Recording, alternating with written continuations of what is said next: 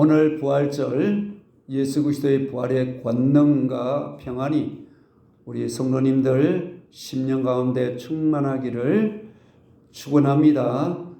우리는 지난 시간 예수님께서 십자가에 당하신 그 고통, 저주를 우리가 한 주 동안 지나면서 오늘 우리 부활의 주님을 오늘 맞이하는 놀란 그 은혜를 주셨습니다.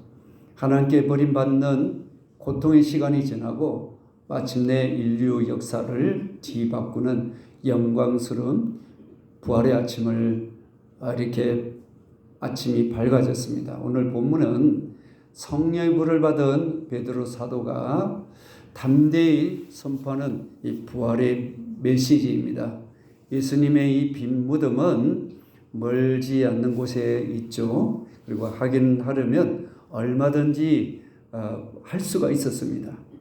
예수님이 부활하지 아니하셨다면 그 당시에 종교 지도자들이 예수님의 시신을 가져와서 많은 사람들 앞에 율절을 지나서 이제 오순절이 이렇게 있는 그 사이에 있는 시간대이다 말이죠.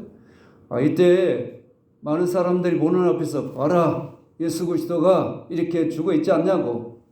아마 오늘 같으면 동영상을 촬영하든지 아니면 방송국에 사람들을 불러놓고서 촬영해서 쫙 배워주고 그렇게 했지 않겠습니까? 그러면 오늘 저와 여러분이 이 기독교란 새로운 신앙이 끝이 난 것이죠. 더 이상 우리가 이 자리에 있을 수 없다는 것이죠. 그런데 우리 기독교는 바로 빈 무덤에서부터 시작하는 신앙임을 기억하시기를 바랍니다. 그래서 베드로 사도와 모든 그 당시 부활을 그들이 처음 했던 모든 자들이 예수 그리스도의 부활을 직접 보고 부활의 증인이 되었다는 것입니다. 그렇다면 사도들은 처음부터 예수님이 다시 살아나셨다는 이 한마디를 전하기 위해서 온몸을 이 삶에다가 던졌습니다. 이 부활의 소식은 그 오랜 전 2000년 전의 역사만이 아니라 오늘 우리가 사는 이 시대에 말씀대로 이루어지는 생명의 역사가 무엇인지 선명하게 보여주는 사건입니다. 부활은 기독교의 심장이기도 하죠. 그럼 사람의 심장이 멈추면 어떻게 됩니까? 죽잖아요. 기독교의 신앙인 이 부활 신앙이 여러분 삶 속에 없다면 신앙은 이미 죽은 거예요. 그러나 내 속에 부활 신앙을 갖고 있다면 알 수 없는 신앙으로 우리의 영적인 맥박이 쿵쿵쿵 제대로 뛰고 있는 줄로 믿습니다. 그 부활의 신앙 여러분 가지고 확신을 가지고 이 세상을 뒤흔들었던 초대교회의 주의 백성들처럼 성령이 충만하여 부활의 정인으로 살아가는 삶들이 되기를 바랍니다. 오늘 본문에 보게 되면 베드로 사도가 이제 부활을 증거하는 내용인데요. 성령 오순절 이제 성령을 충만히 받고 120명이 받고 그 위에서 사람들이 있는 데서 3,000명 앞에서 부활을 증거하는 중이거든요. 근데 이 내용이 누구냐? 시편 16편에 있는 다윗이 메시아이신 예수 그리스도의 죽으심과 부활에 대한 그것을 인용한 내용입니다. 이 내용을 베드로 사도가 모든 많은 사람들 앞에서 초대교회 부활을 증거하고 있습니다. 청한 자가 그리고 이 사실을 이야기하고 있다는 거죠. 그렇다면 부활의 사실을 어떻게 지금 말씀하고 있는가? 먼저 다윗이 미리 보고 말했다는 거죠. 이것은 예수님의 부활을 성경이 예언한 대로 이렇게 되었다는 사실을 전하고 있습니다. 31절을 같이 합독하겠습니다. 시작. 미리 본고로 그리스도의 부활을 말하되 그가 음부에 버림이 되지 않고 그의 육신이 썩음을 당하지 아니하시리라 하더니 아멘. 지금 베드로 사도가 다윗이 성령 충만하여 메시아신 예수 그리스도를 이렇게 구약 시대에 있던 다윗 왕이 이걸 증언하고 있는 거예요. 메시아가 이렇게 부활할 것이다. 부활 사건은 2000년 전에 예수님이 죽으셨다가 부활하신 게 아니라 이미 성경에서는 부활을 구약의 이 사실을 이야기하고 있습니다. 근데 여기 보면 미리라는 이 단어가 원어로 보면 앞에서 보다, 미리 알다, 미리 말하다 이런 뜻이 있습니다.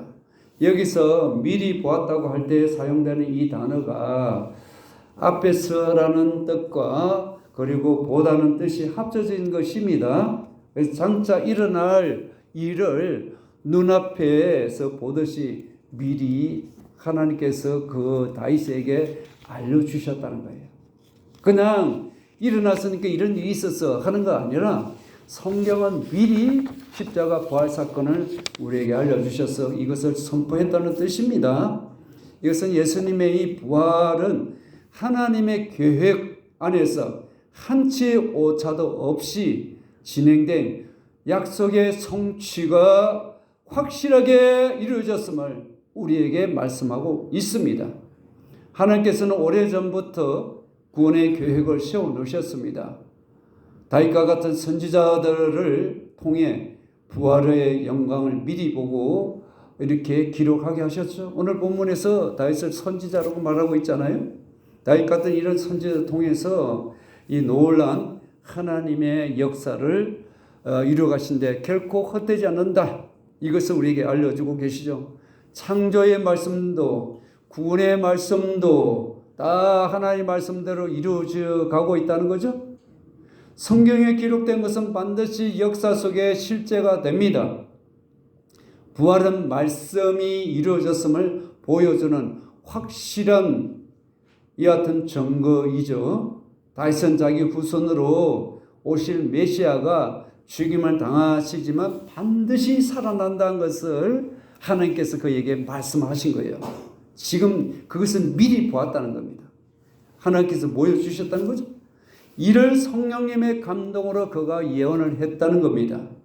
하나님은 인류가 죄로 죽어갈 때 이미 부활이라는 승리의 깃발을 미리 꼽아 넣고 그리고서 선지자들을 통해서 소식을 알려주신 거예요. 이렇게 된다, 이렇게 된다 알려주셨지만 오늘날 부활의 사건을 경험한 이 세대 우리는 믿지 못하고 헤매고 허덕이면 세상 파도에 휘둘려가는 죽어있는 영혼들이 되지 않기를 바랍니다. 부활 사건을 경험한다면 놀란 일이 일어나게 될 줄로 믿습니다. 부활의 약속이 그대로 성취되듯이 우리를 향한 하나님의 모든 약속도 반드시 이루어집니다. 이 사실을 믿으시길 바랍니다. 성경은 곳곳에서 예수님의 부활을 구체적으로 약속해 왔습니다. 오늘 우리가 베드로 사도가 인용한 이 시편 16편 10절에서 보면 주의 거룩한 자로 썩음을 당하지 않게 하실 것을 예언했습니다. 부활한다는 거죠. 그러나 다윗은 어때요? 자기는 썩었다는 거예요. 근데 이게 다윗에 대한 그게 예언이 아니라 다윗을 통해서 메시아신 예수님에 대한 예언입니다. 그리고 이미 예수님께서 공생의 기간 동안에 요나의 표적을 인용하시면서 밤낮 사흘 동안 우리 예수님이 계시겠다고 직접 말씀하시면서 3일 만에 살아날 것을 몇 차례 예수께서 말씀하셨잖아요. 마태복음 12장 40절 우리 같이 합독합니다. 시작. 요나가 밤낮 사흘 동안 큰 물고기 뱃속에 있었던 것 같이 인자도 밤낮 사흘 동안 땅속에 있으리라. 아멘. 이 말씀대로 예수님은 다시 살아나셨습니다. 사도 바울이 이 같은 부활이 역사적으로 성취를 근거로 우리에게 놀라운 소망을 선포하고 있는데요. 고린도전서 15장 20절, 22절 같이 합독하겠습니다. 그러나 이제 그리스도께서 죽은 자 가운데에서 다시 살아나사 잠자는 자들의 첫 열매가 되셨도다. 아담 안에서 모든 사람이 죽은 것 같이 그리스도 안에서 모든 사람이 삶을 얻으리라. 아멘. 여기서 우리가 반드시 붙잡아야 할 진리가 있습니다. 예수님의 이 부활이 성경의 예언대로 틀림없이 이루어졌다면 성경에 기록된 성도의 부활, 나의 부활이 또한 반드시 이루어진다는 사실을 믿습니까? 내 것이란 사실을 믿어야죠. 오늘 부활절은 이를 다시금 기억하고 확실히 하는 날이 되기를 바랍니다. 그냥 오늘 부활절이야? 떡 먹고 가는 거야? 오늘 뭐 하는 날이야? 그게 초등학교 수준 아니겠습니까? 부활의 사건이 내 것이 돼야 그것이 부딪히고 이게 부활이에요. 예수의 생명, 예수의 부활 능력을 가지고 사는 자는 이 세상을 뒤집어 놓을 수 있는 원동력을 가지고 있는 자임을 기억하시길 바랍니다. 여러분의 삶을 향해 주신 이 모든 하나님의 약속임을 꼭 기억하시길 바랍니다. 부활은 반드시 있습니다. 부활이 성경의 예언대로 성취되어 인류의 새 역사를 썼듯이 오늘 부활을 약속을 믿는 우리는 삶에도 새로운 역사가 시작되었습니다. 예수님의 부활이 하나님 말씀대로 이루어졌었다면 이 사실을 믿고 있다면 우리는 우리의 삶에 하나님의 그 놀라운 선한 약속도 반드시 이루어지는 것을 확신하시기를 바랍니다. 예수님의 죽음은 곧 나의 죽음이고 예수님의 부활은 나의 부활과 연결이 되어 있습니다. 십자가를 통해서 저와 여러분이 내 죄가 용서함 받았잖아요. 예수님을 구주 영접하면 주님의 부활을 통하여서 내가 부활한다는 거예요. 주님의 부활은 첫 열매라고 그러셨잖아요. 그 첫 열매가 있으면 나머지 열매가 있잖아요. 바로 나머지 열매가 저와 여러분 아니겠습니까? 그러니까 이것이 반드시 약속을 이루시는 하나님을 믿고 장차 다시 오실 재림의 주 때 우리 몸이 부활되는 이 놀란 부활의 소망을 가지고 살아가시기를 바랍니다. 그리고 또 베드로 사도는 어떻게 지금 또 예수님께서 부활하시는가를 우리에게 또 두 번째로 말씀하는데요. 이 예수를 하나님이 살리셨다고 말합니다. 예수님의 부활은 하나님께서 이루셨다는 의미죠. 24절입니다. 다 같이요. 시작. 하나님께서 그를 사망의 고통에서 풀어 살리셨으니 이는 그가 사망에 매여 있을 수 없었습니다. 아멘. 여기서 상반절 하나님께서 그를 사망의 고통에서 풀어 살리셨으니 이 말씀을 보게 되면 사망의 고통을 이긴 것은 부활에 대한 내용입니다. 사망의 고통은 이것을 뭐로 표현하고 있냐면 해산의 고통으로 표현하고 있습니다. 그러니까 극에 다다른 고통과 괴로움을 어떻게 표현할 수 없으니까 해산의 고통으로 표현하고 있다는 것이죠. 그래서 예수님은 십자가에서 다 이루셨다 하고 예수님께서 목숨이 끝이 됐잖아요. 십자가에서. 근데 이 말씀대로 보면 하나님은 그 영혼의 이 해산하는 이 고통과 극한 고통에서 그냥 두시지 아니하시고 그것에서 풀어 놓으셨다는 이야기를 하고 있습니다. 여기에서 살리셨다는 이 단어 원어로 보게 되면 다시 일으켰다, 당당히 세웠다, 굳게 세웠다는 이 뜻이 있습니다. 여기서 우리가 살리셨다는 이 단어는 쓰러진 자를 다시 일으켜 세웠다는 말이에요. 전쟁터에서 장수가 승리하도록 당당하게 이렇게 세운 것을 말하고 있는 겁니다. 굳게 세우는 것 같이 강력한 뜻을 담고 있는 것이 부활이란 사건입니다. 이것은 예수님께서 죽음이라는 자리에 있던 예수님을 끌어올려서 우주 모든 통치자로 당당하게 하나님 보좌에 세우셨습니다. 이 사실을 확실하게 선포하고 있다는 겁니다. 예수님은 죽으셨다면 부활하셨다면 어떻게 된 거야? 이게 아니라 자, 하늘 보좌의 영광의 보좌에 다시 그 원래 자리에 앉으셔서 당당하게 하나님께서 세워주셨다. 그러므로 사망은 주님을 무덤에 가두려고 했지만 하나님의 전능하신 손길로 주님을 다시 일으켜 부활하셨다는 거죠. 그래서 영광의 보좌에 굳게 세우셨습니다. 이처럼 부활은 하나님의 전능하심이 죽음의 권세를 압도하고도 남는 승리의 사건이란 거예요. 십자가의 사건은 끝이구나, 죽음은 끝이구나 이렇게 하잖아요. 우리 예수 그리스도를 믿는 사람은 죽음의 너머의 부활 사건을 볼 수 있는 믿음이 되겠죠. 이와 같은 사건은 오늘 우리에게도 큰 소망이 되지 않습니까?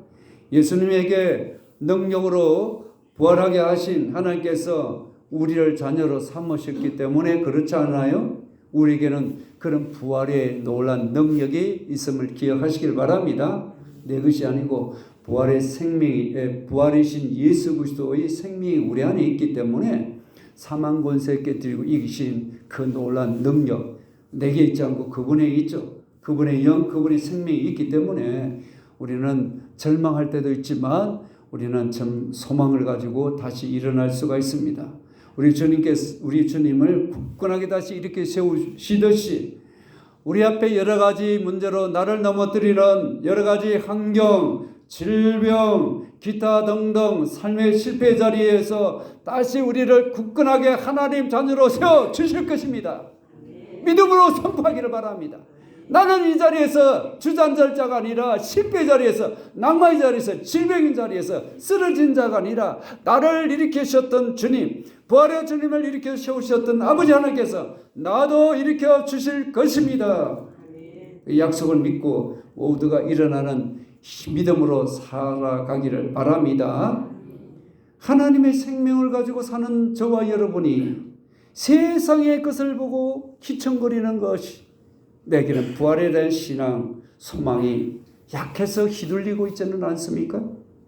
하나님께서 우리 어떤 가운데 주님을 주목하고 바라보면 우리를 나는 쓰러질 수밖에 없습니다. 죄에 쓰러지고 이것저것에서 쓰러질 수 있습니다. 그것이 끝이 아닙니다. 다시 일으켜 주실 줄로 믿고 하나님 자녀당 권세로 우리 주님을 붙들고 모두가 일어나기를 바랍니다. 예수님은 우리 죄를 대신하셔서 가장 약한 모습으로 십자가를 지셨잖아요. 하나님께서 그분의 무덤을 머물러 두지 아니하셨잖아요. 하나님의 전능하신 능력으로 다시 살려놓으셨습니다. 그래서 골로새서 2장 12절은 이렇게 우리에게 말씀합니다. 다 같이요. 그를 죽은 자들 가운데서 일으키신 하나님의 역사를 믿음으로 말미암아 그 안에서 함께 일으키심을 받았느니라. 아멘. 이렇게 증언하고 있죠. 우리 가슴에 깊이 새겨야 할 진리가 있습니다. 예수님을 다시 살리신 그 하나님의 전능하신 능력이 오늘 예수님의 생명으로 살아가는 우리가 삶 가운데도 동일하게 역사하신다는 사실입니다. 이걸 알아야지, 내가 뭐 이렇게 살다가 죽지, 이게 아니에요. 그러면 천국 가게 하시겠지? 이거는 아주 연약한 우리의 생각을 갖고 있는 거예요. 내 안에 그리스도가 들어와 계시면 그 부활의 놀라운 능력, 생명이 있기 때문에 나는 육신적으로 약하지만 나를 강하게 하시는 하나님의 능력을 의지하시고 그 하나님의 성령 의지하게 되면 우리는 강하게 다시 담대하게 설 수 있는 부활의 소망을 가진 하늘의 용사가 될 줄로 믿습니다. 하나님은 과거 예수님의 무덤만 여신 분이 아니라 오늘 우리가 부활의 능력으로 세상을 이기며 살아갈 수 있도록 우리 지금도 전능하신 하나님의 능력으로 우리를 도우시고 붙들고 계시고 있습니다. 그러므로 우리가 비록 연약하고 부족할지라도 우리 안에 거하시는 성령님의 권능이 저와 여러분을 다시 일으켜 세우실 것입니다. 그러므로 예수님을 살리신 그 하나님께서 우리의 삶을 다시 한번 친히 주관하시고 이 부활의 기쁨으로 승리하게 하실 줄로 믿으시기를 바랍니다. 하나님께서 우리 예수님을 살리셨듯이 우리 삶에 무너진 우리의 삶의 부분 그리고 환경 다시 세워주실 걸 믿고 우리 하나님의 전능하신 하나님이 나의 아버지를 믿고 의지하여서 우리를 굳건하게 붙들어서 굳건하게 세워주실 주님 앞에 우리 다시 한번 서보시기를 바랍니다. 우리는 절망하고 때로는 아이고 내가 무슨 주제에 내가 또 할 수 있어 난 안 돼 포기하는 이런 자가 아니라 다시 일어나기를 바랍니다. 부활의 능력보다 더 큰 게 어디 있습니까? 죽은 자가 살아나는 것보다 더 큰 거 어디 있어요? 불가능을 가능케 하신 우리 하나님의 능력에 붙들려서 나라금 부활의 능력이 오늘도 우리의 삶을 돕고 계심을 믿고 그 능력의 삶 아래서 날마다 승리하기를 바랍니다.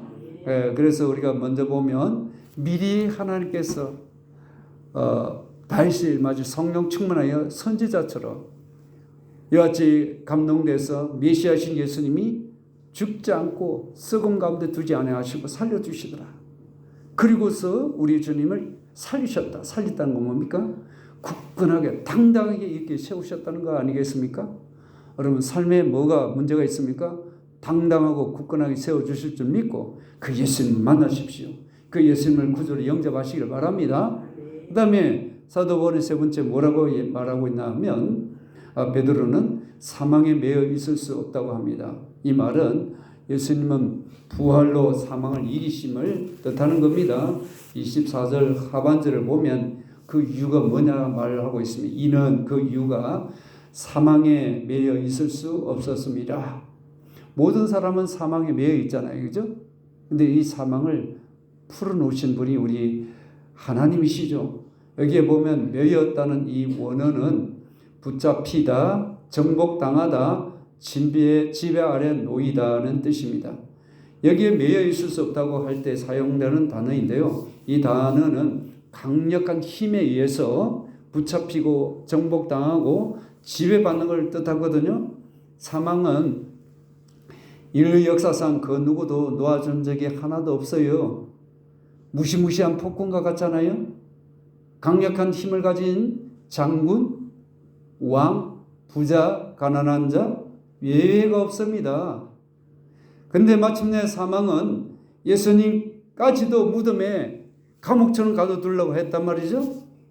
다시는 나오지 못하도록 강하게 움켜쥐고 사망이 예수님을 정복을 확 시킨 걸로 생각했겠죠. 하지만 우리 주님은 생명의 권원이십니다. 나는 부활이라고 하셨던 주님 아닙니까? 그 주님이 사망의 정복을 당했을까요? 사망이란 낡은 밧줄로 생명의 줄을 가둘 수가 있었을까요? 주님은 자신을 억누른 이 사망의 손에서 벗어나셔서 부활하셨습니다. 사망이 주님을 지배할 수가 있었을까요? 아니죠. 주님께서 부활로 사망을 지배하셨습니다. 그러므로 저와 여러분이 예수님이 다시 오시는 그날 사망의 아래에 있는 우리 주님께서 사망을 지배하고 밟을 수 있도록 놀랍게 역사하실 줄 믿고 승리를 이미 그 깃발을 꽂고서 날마다 승리로 진행하는 전진하는 믿음을 가지기를 바랍니다. 주님은 여하튼 우리 인생을 옥죄어 짜고 메고 있는 질병이든 가난이든 죄의 사슬이든 끊어 놓으셨죠. 그러므로 모든 것을 발 아래 두신 거예요. 그러므로 내가 믿음으로 주님이 이렇게 하신다는 확신이 내 안에 들고 하나님이 역사하시면 모든 것을 해결되고 풀어놓을 수가 있습니다. 이런 확신이 있는 믿음이면 누구든지 자유함이 있게 되는 것이죠. 부활의 인류의 가장 그 사망이 큰 원수였는데 부활하신 예수님께서 완전히 멸망시킨 사건이 바로 십자가 부활 사건입니다. 그러므로 부활은 어느 날 우리가 기념으로 지키고 있는 게 아니라 오늘 저와 여러분이 이렇게 내가 부활하신 이 사건이 나의 것이구나. 내가 이런 믿음으로 지금도 가지고 살아가고 있는지, 아니면 세상 환경이나 이런저런 거 내가 아프고 힘들고 지치고 그것에 휘둘려 가지고 휘청거리면서 쓰러졌어. 나는 도저히 내가 예수 믿을 맛도 없고 예수 교회에 왜 가나, 이 수준으로 가는 자가 아니라 당당하게 뚫고 돌파해서 우리는 굳건히 모든 것을 밟고 정복자로서 사망을 정복하신 예수 그리스도와 함께 죽음을 정복하고 삶의 모든 것을 쓰러뜨리게 하는 것을 믿음으로 밟고 일어서는 자가 되기를 바랍니다.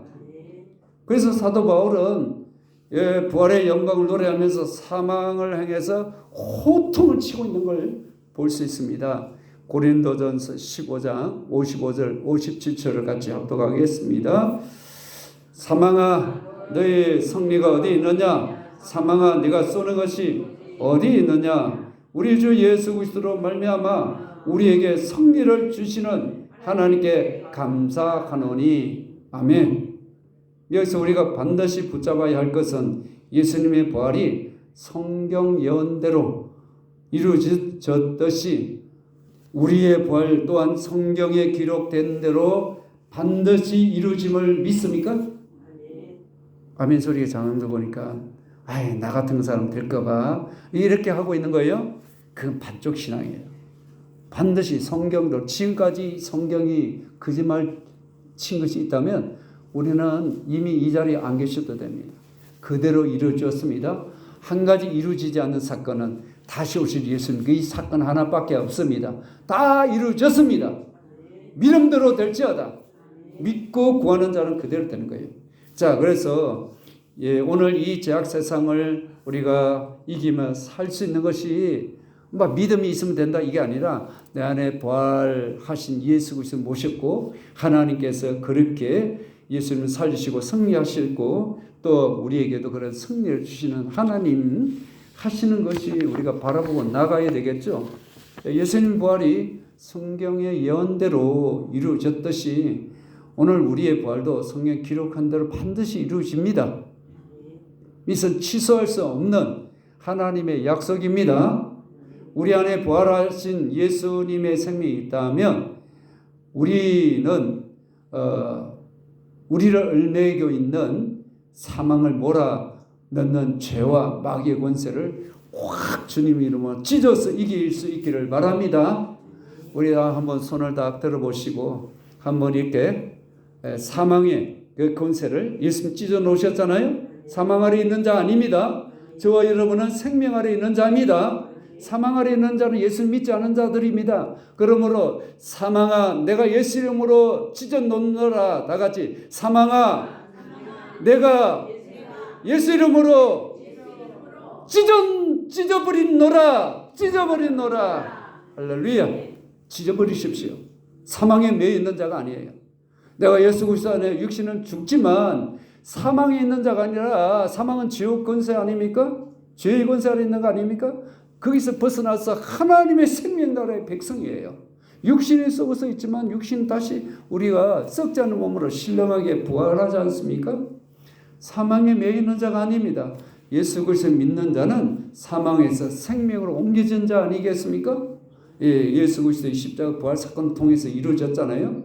그러므로 오늘 부활절은 바로 승리를 다시금 저와 여러분이 확신하면서 선포하는 날입니다. 이걸 지금 베드로 사도가 우리에게 부활이 이렇게 이루어졌다는 것을 다시 한번 우리가 확신을 주고 있잖아요. 그러므로 이 일에 여러분이 증인이 되는 삶이 되기를 바랍니다. 사도 바울은 지금 뭐라 그럽니까? 32절 같이 합독하겠습니다. 32절 다 같이요. 시작.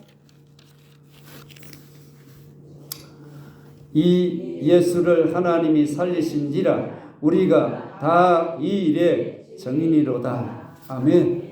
왜 증인이에요? 부활을 목격했기 때문에.